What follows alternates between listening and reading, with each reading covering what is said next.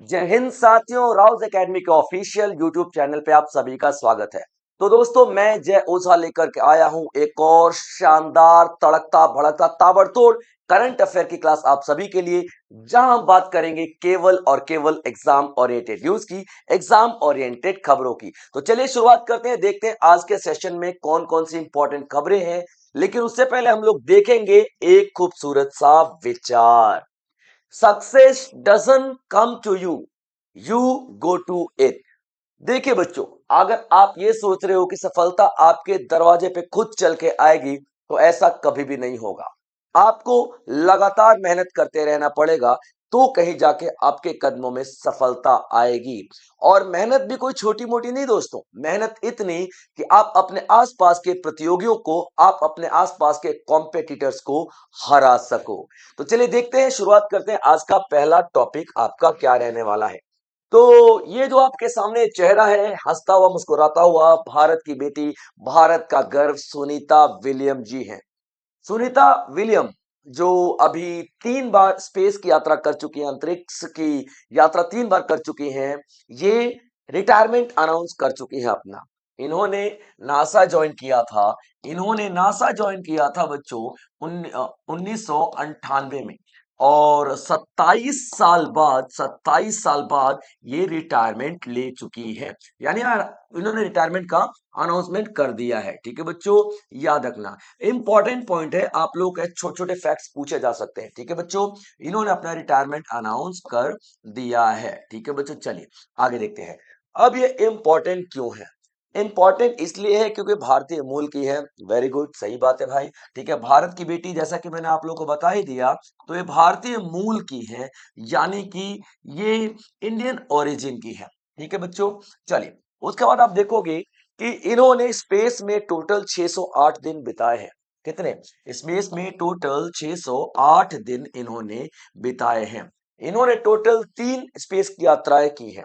3 space यात्राएं की हैं, यानी कि 3 स्पेस का जो ट्रिप लगाया है, घूमे फिरे मौज मस्ती करिए इन्होंने स्पेस में बहुत ज्यादा, तो वो 3 बार करी है। ठीक है बच्चों, याद रखना, स्पेस यात्रा इन्होंने 3 बार करी है। ठीक है, पहली बार जब 2006 में गई थी, दूसरी बार आप यहाँ पे देखोगे 2012 में गई थी, और तीसरी बार आप देखोगे 2024 में गई थी। तो टोटल ये 3 बार स्पेस की यात्रा कर चुकी है।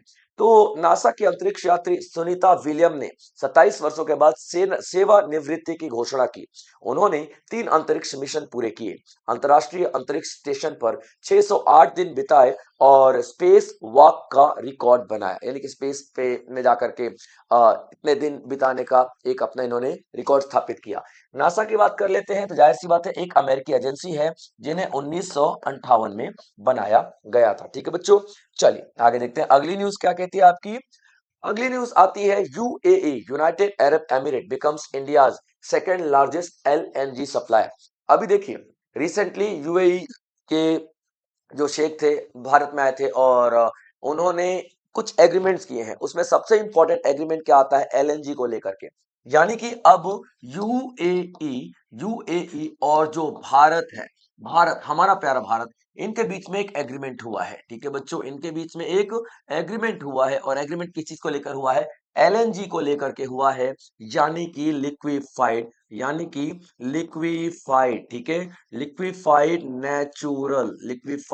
Natural gas. ठीक है बच्चों, याद रखना, लिक्विफाइड नेचुरल गैस को लेकर के हुआ है। अब यूएई भारत को लिक्विफाइड नेचुरल गैस बेचेगा, यानी कि भारत उनसे खरीदेगा, भारत इंपोर्ट करेगा, आयात करेगा। क्लियर बच्चों, याद रख लेना। इस एग्रीमेंट के बाद यूएई जो है, यूएई जो है, भारत का दूसरा सबसे बड़ा क्या बन जाएगा? बड़ा सप्लायर बन जाएगा। किस चीज का सप्लायर? तो एलएनजी का सप्लायर, यानी कि लिक्विफाइड नेचुरल गैस का सप्लायर। ठीक है बच्चों, याद रखिएगा। तो आपसे ये भी पूछा जा सकता है सर कि नंबर 1 पे कौन है, तो नंबर 1 पे आप लोग को दिखाई देंगे बच्चों, ठीक है, नंबर 1 पे आपको फिलहाल कतर दिखाई देगा, ठीक है बच्चों, कतर, यानी कि कतर से हम सबसे ज्यादा लिक्विफाइड नेचुरल गैस खरीदते हैं। और दूसरे नंबर पे आप देखोगे यूएई अभी आपका बन चुका है, ठीक है बच्चों। तो अभी देखिए, भारत और संयुक्त संयुक्त अरब अमीरात ने जनवरी 2026 में कितना 0.5 एमएमटी वार्षिक के लिए एक दीर्घकालिक तरलीकृत प्राकृतिक गैस समझौते पर हस्ताक्षर किए। एक साल में कितना खरीदेंगे, ये जो एग्रीमेंट है, एक साल में कितना 0.5 एमएमटी। अब इसका मतलब क्या होता है, एमएमटी का मतलब बच्चों, ठीक है, मिलियन मैट्रिक टन। एमएमटी का मतलब क्या होता है, मिलियन मैट्रिक टन। इतना खरीदा जाएगा भारत के द्वारा हर साल, यानी कि एनुअली। इतना भारत के द्वारा खरीदा जाएगा हर साल, यानी कि एनुअली। और आगे चल के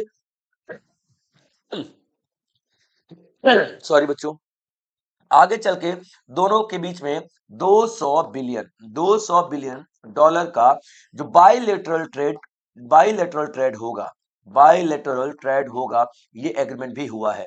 बाइलेटरल ट्रेड का मतलब क्या होता है, ओवरऑल व्यापार, ठीक है बच्चों, ना कि सिर्फ एलएनजी। ओवरऑल व्यापार 200 बिलियन डॉलर का दोनों के बीच में होगा, ठीक है बच्चों, याद रखिएगा।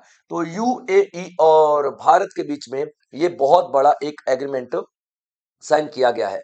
और ये 200 बिलियन बायलेटरल ट्रेड का जो आंकड़ा है ना बच्चों, 2032 तक पूरा करना है, यानी कि टारगेट क्या दिया गया है, 2032 तक टारगेट दिया गया है, ठीक है, याद रखना।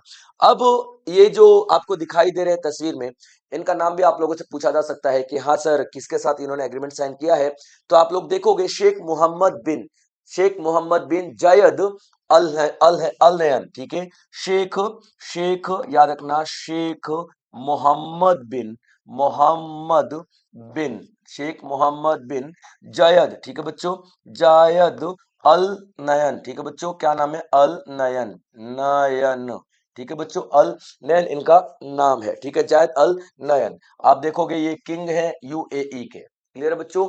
तो ये ओवरऑल आपके सामने न्यूज है।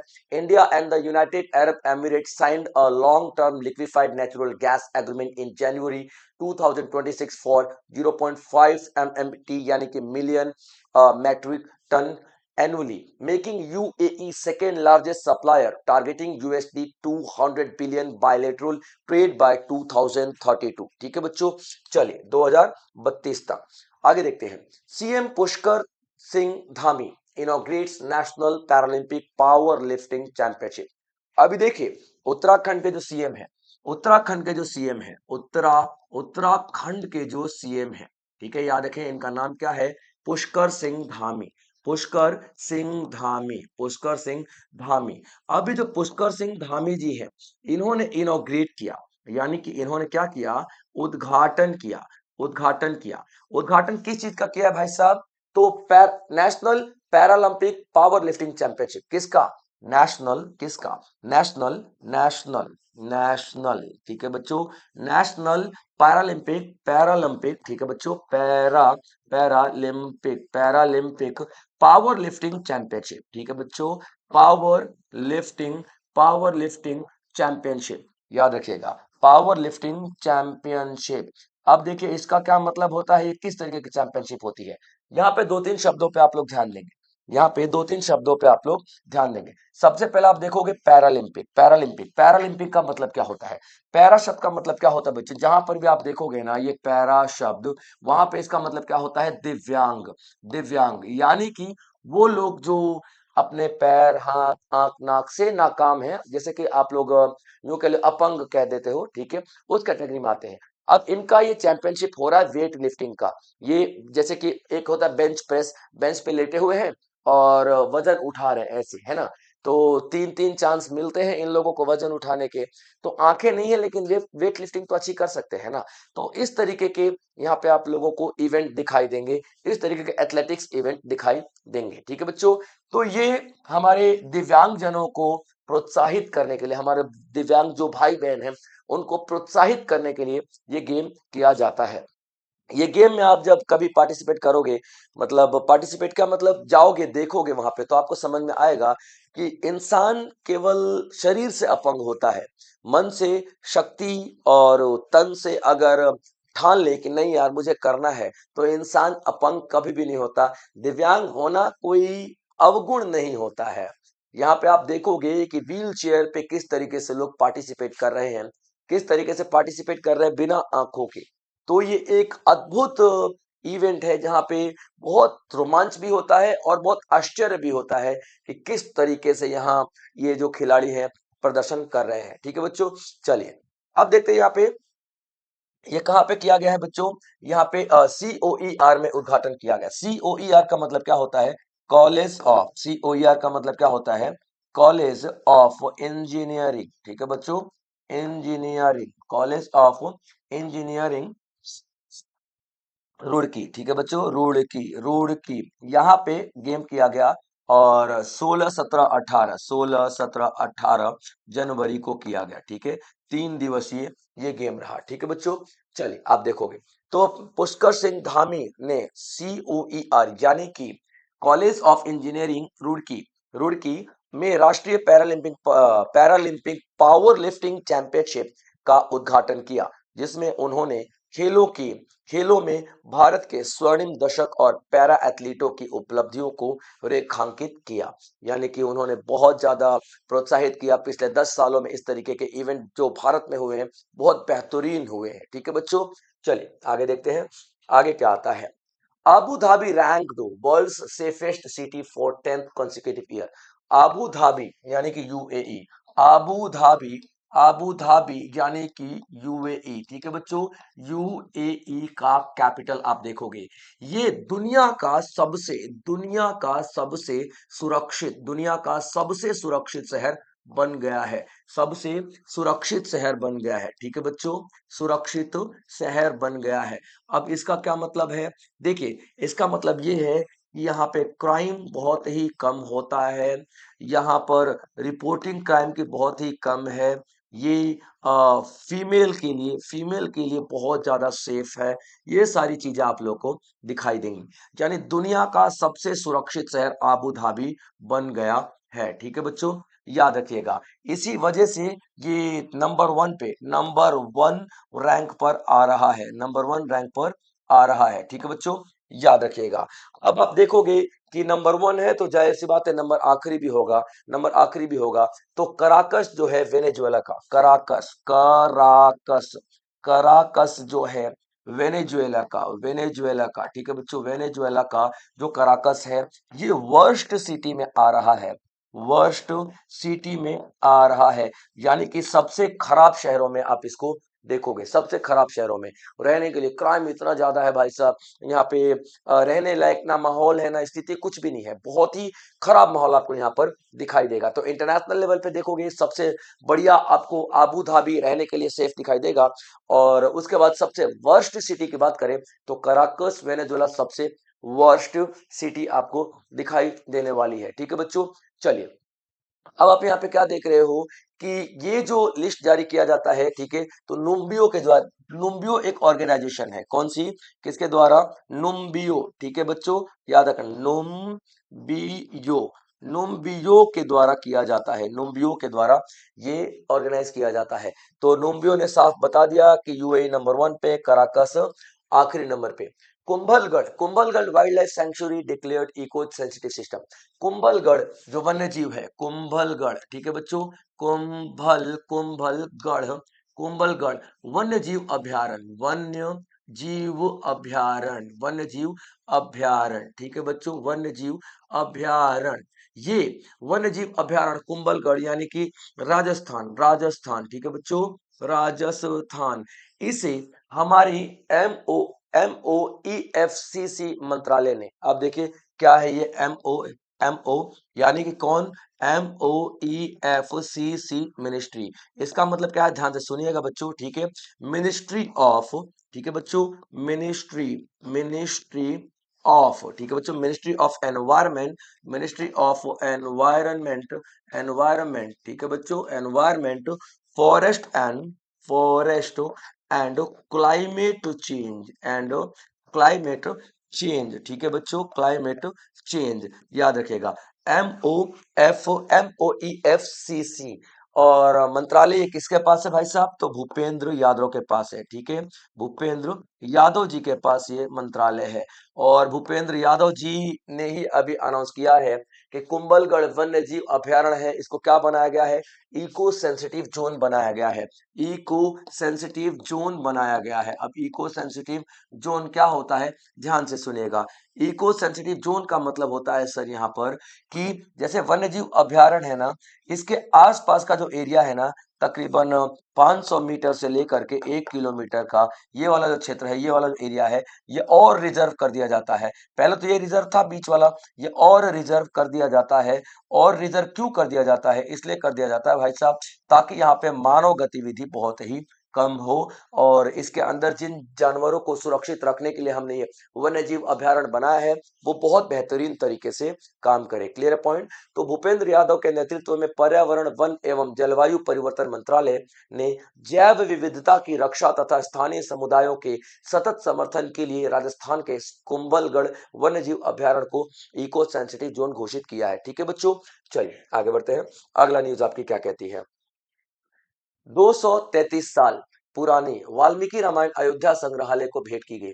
अभी देखिए यहाँ पे 233 साल, 233 साल पुरानी, ओरिजिनल साल पुरानी, एक ओरिजिनल याद रखना क्या, 2 साल ओरिजिनल, एकदम ओरिजिनल। ओरिजिनल का मतलब क्या है, ये हाथ से लिखी हुई है। किससे लिखी हुई है, ये हाथ से लिखी हुई है, हाथ से लिखी हुई रामायण। ठीक है बच्चों, किसकी, तो वाल्मीकि की रामायण, वाल्मीकि जी की रामायण, वाल्मीकि की रामायण। ठीक है बच्चों, याद रखना, वाल्मीकि जी की रामायण। ठीक है, याद रखना। ये अयोध्या में, ये किसको भेंट किया गया, अयोध्या में, अयोध्या का एक संग्रहालय है, यानी कि एक म्यूजियम है, इंटरनेशनल राम कथा म्यूजियम, इंटरनेशनल राम कथा म्यूजियम। ठीक है, किसको दे दिया गया, इंटरनेशनल, यानी कि अंतरराष्ट्रीय, इंटरनेशनल राम कथा म्यूजियम, इंटरनेशनल राम कथा म्यूजियम। ठीक है बच्चों, राम कथा म्यूजियम में रखा गया है। ठीक है, मतलब भेंट कर दिया गया है। क्लियर बच्चों, याद रखिएगा।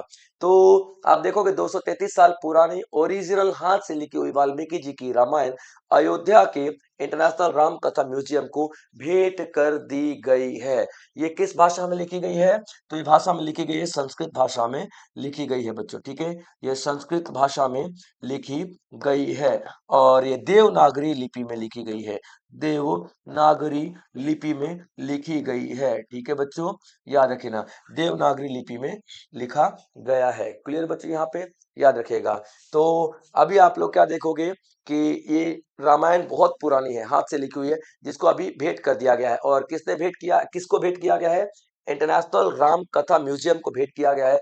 किसने भेंट किया है, तो संस्कृत सेंट्रल यूनिवर्सिटी ने। ठीक है, याद रख लेना, किसने, तो संस्कृत सेंट्रल यूनिवर्सिटी ने भेंट किया है, Sanskrit, Sanskrit central university, central, central university, university ने भेंट किया है, याद रख लेना। ठीक है, तो अभी देवनागरी लिपि में लिखित 233 वर्ष पुराने वाल्मीकि रामायण की संस्कृत पांडुलिपि केंद्रीय संस्कृत विश्वविद्यालय द्वारा अयोध्या में स्थित अंतर्राष्ट्रीय राम कथा संग्रहालय को भेंट की गई, जिससे भारत की प्राचीन साहित्यिक एवं सांस्कृतिक धरोहर के संरक्षण को बल मिला है। ठीक है, की प्रैक्टिसिंग बच्चों, की प्रैक्टिसिंग। ठीक है, जितना आप प्रैक्टिस करोगे उतना ही आपके बोलने में आसानी होगी। ठीक है, आप लोग जितना बोल बोल के पढ़ोगे उतना ही ज्यादा आपको याद होगा, और उतना ही ज्यादा जुबान पे आपके शब्द चढ़ेंगे, याद रखिएगा। ठीक है, हमें बचपन से सिखाया जाता था बोल बोल के पढ़ो, बोल बोल के पढ़ो, तो बोल बोल के आप लोगों को पढ़ना है। ठीक है, यहाँ पे कोई डिस्टरबेंस हो रही है तो दूसरे कमरे में जाके बोल बोल के पढ़ो, दूसरे कमरे में छत पे जाके बोल बोल के पढ़ो, लेकिन बोल बोल के पढ़ो, यही आपके काम आने वाला है। ठीक है, चलिए आगे बढ़ते हैं। ठीक है, आज जब बचपन याद आ जाता है, जब पिताजी डंडे से मारा करते थे कि बोल बोल के नहीं पढ़ रहा है, पिताजी के लिए ऐसा लगता था कि भाई बोल बोल के पढ़ना ही सबसे बड़ा पढ़ना होता है। और पता नहीं क्यों काम भी हो जाता था, बोल बोल के हम लोग पढ़ते रहते थे तो हो भी जाता था काम। चलिए, रविशंकर चावी अपॉइंट किए गए DIG इन CRPF। ठीक है बच्चों, अभी सीआरपीएफ के डीआईजी, सीआरपीएफ के डीआईजी, सीआरपीएफ के डीआईजी के रूप में, डीआईजी के रूप में किन है? तो रविशंकर, रविशंकर, ठीक है बच्चों, रविशंकर छाबी, रविशंकर छाबी जी को अपॉइंट किया गया है, रविशंकर छाबी जी को अपॉइंट किया गया है, ठीक है, याद रखना, डीआईजी के पद पे। और किसने किया अपॉइंट इनको? तो कोई भी इस तरीके की बड़ी पद की अपॉइंटमेंट होती है ना, तो अपॉइंटमेंट कमिटी ऑफ कैबिनेट, ठीक है, याद रखना, appointment committee of cabinet appoint करती है, appointment, appointment committee of cabinet, appointment committee, committee of cabinet appoint करता है, ठीक है बच्चों, याद रख लेना। और इसी का काम है अपॉइंटमेंट करना। ये कब बनाया गया था? तो 1950 में बनाया गया था, इसी तरीके का अपॉइंटमेंट के लिए। और इसका जो अध्यक्ष होता है हमेशा से ही, अध्यक्ष जो होगा हमेशा से ही कौन होगा? तो प्रधानमंत्री जी होंगे, यानी कि फिलहाल नरेंद्र मोदी हैं। इन्होंने ही रिकमेंड किया है, इन्होंने ही अपॉइंटमेंट करवाया है सीआरपीएफ के डीआईजी रविशंकर चाबी जी की। क्लियर पॉइंट याद रखना। तो कैबिनेट की नियुक्ति समिति ने 2007 बैच के आईपीएस अधिकारी रविशंकर छाबी की केंद्रीय प्रति नियुक्ति को केंद्रीय रिजर्व पुलिस बल यानी सीआरपीएफ में उप महानिरीक्षक के रूप में स्वीकृति प्रदान की है। अभी देखिए, कुछ दिन पहले जब मैंने आपको सेशंस कराए थे तो उसमें आपको दो तीन और हम लोगों ने नियुक्तियां बताई थी, ठीक है। तो उसमें आप लोग देखो, शत्रुजीत सिंह, ठीक है, शत्रुजीत सिंह, एक एक्स्ट्रा में लिख लीजिए, ठीक है बच्चों, याद रखना, शत्रुजीत सिंह, शत्रु शत्रुजीत सिंह, ठीक है बच्चों, शत्रुजीत सिंह जी, ठीक है बच्चों, याद रखना, शत्रुजीत सिंह, जीत सिंह, ये इन्हें आईटीबीपी का आईटीबीपी का डीजी बनाया गया है। और उसके बाद आप देखोगे प्रवीण कुमार सर, ठीक है बच्चों, प्रवीण कुमार सर, प्रवीण कुमार सर, ठीक है, इन्हें बीएसएफ का डीजी बनाया गया है, ठीक है बच्चों, याद रखना। और राकेश अग्रवाल सर, यहाँ पे राकेश अग्रवाल सर, राकेश अग्रवाल सर, इन्हें बनाया गया है एनआईए का डीजी। तो ये और भी जो अपॉइंटमेंट्स हैं आप लोगों को साथ में कवर करते हुए चलना है, क्योंकि सारी सारी अपॉइंटमेंट्स इंपॉर्टेंट रहती हैं बच्चों। अब देखिए, India AI impact summit 2026 from 16 फरवरी से 20 फरवरी तक। अभी देखिए, 16 फरवरी से लेकर के 20 फरवरी तक, 20 फरवरी तक भारत के दिल्ली में, ठीक है बच्चों, भारत के दिल्ली में और दिल्ली के भारत मंडपम में एक सम्मेलन आयोजित किया जाएगा। उस सम्मेलन का नाम क्या है? India India India AI impact summit, India AI impact summit. अब इसका क्या मतलब है भाई साहब? ठीक है, भारत में होने वाला, भारत में ही नहीं, पूरे ग्लोबल साउथ में इस तरीके का समिट पहली बार किया जा रहा है कि आर्टिफिशियल इंटेलिजेंस के असरों पे, प्रभावों पे चर्चा की जाएगी। यहाँ पे पूरी दुनिया से लोग आएंगे, पूरी दुनिया से 150 प्लस डेलीगेट्स आएंगे, बैठेंगे, एक्सपर्ट आएंगे, साइंटिस्ट आएंगे, सभी आएंगे, बातचीत करेंगे, देखेंगे कि भैया किस देश में एआई का गलत इस्तेमाल हो रहा है, किस देश में सही इस्तेमाल हो रहा है, सही वाले को प्रोत्साहन दिया जाएगा, गलत वाले को रोका जाएगा। इसलिए यहाँ पे एक पूरी कॉन्फ्रेंस बुलाई जा रही है। ग्लोबल साउथ का इस तरीके का, ग्लोबल साउथ में पहली, साउथ का पहला पहला ऐसा समिट है, याद रखना, पहला ऐसा समिट दिखेगा आपको, ठीक है, इस तरह का पहले नहीं हुआ था। तो अभी आप देखोगे भारत में आयोजित किया जा रहा है, ठीक है, याद रखेगा आप लोगों को। तो अभी देखेंगे India AI impact summit 2026 Bharat Mandapam जो दिल्ली में स्थित है उसमें दिया जा रहा है, ठीक है। और इसमें हम लोग बात करेंगे तीन सूत्रों की, याद रखना, तीन सूत्रों की हम लोग बात करेंगे, ठीक है, गाइडेड बाय तीन सूत्र कौन से रहने वाले हैं? पीपल, प्लैनेट, प्रोग्रेस, यानी कि यानी कि एआई लोगों के लिए होना चाहिए, उसके बाद आप देखोगे प्लैनेट यानी कि पृथ्वी का कोई नुकसान नहीं होना चाहिए इस एआई से। उसके बाद आप देख लोगे गति यानी कि प्रोग्रेस, यानी कि गति, यानी कि विकास लगातार होते रहना चाहिए, यानी कि हमारे विकास में बाधा ना बने ये आर्टिफिशियल इंटेलिजेंस। अब ये तीनों लक्ष्य पाने के लिए 7 तरीके के और पार्ट्स दिए गए जिनको चक्र कहा गया है, ठीक है, चक्र कहा गया है। चक्र में सात सात पिलर्स की हम बात करेंगे, ठीक है बच्चों, चक्र में सात पिलर्स की हम लोग बात करेंगे, ठीक है। और वो सात पिलर्स कौन से हैं, याद रखिएगा। ह्यूमन कैपिटल यानी कि मानव के ऊपर एआई का अच्छा इंपैक्ट होना चाहिए, ह्यूमन कैपिटल को इंप्रूव करने में।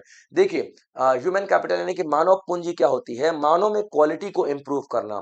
और मानव की दो क्वालिटी होती है, या तो उसकी सेहत अच्छी हो सकती है, तो उसका एजुकेशन अच्छा हो सकता है, ट्रेनिंग अच्छी हो सकती है ना। तो आर्टिफिशियल इंटेलिजेंस का ऐसे इस्तेमाल करना कि सेहत यानी कि हेल्थ सेक्टर में भी अच्छा आर्टिफिशियल इंटेलिजेंस काम करे, एजुकेशन में भी अच्छा काम करे। उसके बाद आप देखोगे यहाँ पे सोशल इंक्लूजन, यानी कि पुरुष तो काम कर रहे हैं, महिलाओं को भी अच्छा काम हो, यानी सोसाइटी में सभी को एक साथ लेकर के चलना, ये सिखाएगा हमें artificial intelligence. Safe AI, AI बिल्कुल सेफ होना चाहिए। इनोवेशन यानी कि नवाचार होते रहने चाहिए, नए नए टेक्नोलॉजी आती रहनी चाहिए, ठीक है। एफिशिएंसी बरकरार रहनी चाहिए, यानी कम से कम खर्चे में ज्यादा ज्यादा हमको रिसोर्सेज प्रोवाइड करे आर्टिफिशियल इंटेलिजेंस। विज्ञान के क्षेत्र में बहुत अच्छा कार्य करे। उसके बाद डेमोक्रेटाइजिंग, यानी कि डेमोक्रेसी, लोकतंत्र को पूरी दुनिया में फैलाने में भी एआई का इस्तेमाल किया जा सकता है। इकोनॉमिक ग्रोथ, यानी कि आर्थिक विकास के लिए एआई का इस्तेमाल किया जाएगा। सोशल गुड, समाज की भलाई के लिए एआई का इस्तेमाल किया जाएगा, ठीक है बच्चों। तो आप लोग यहाँ पे क्या देखोगे, सूत्र तीन है और चक्र सात है। और सूत्र तीन चक्र सात, सूत्र तीन चक्र सात, सूत्र तीन चक्र सात है। और ये ग्लोबल एआई इम्पैक्ट जो है, यानी इंडिया एआई इम्पैक्ट का जो मीटिंग होने वाले 16 17 18 19 20 5 दिन का चलेगा फरवरी में, इसमें ये सब कुछ पे डिस्कशन किया जाएगा, ठीक है बच्चों। चलिए आगे देखते हैं।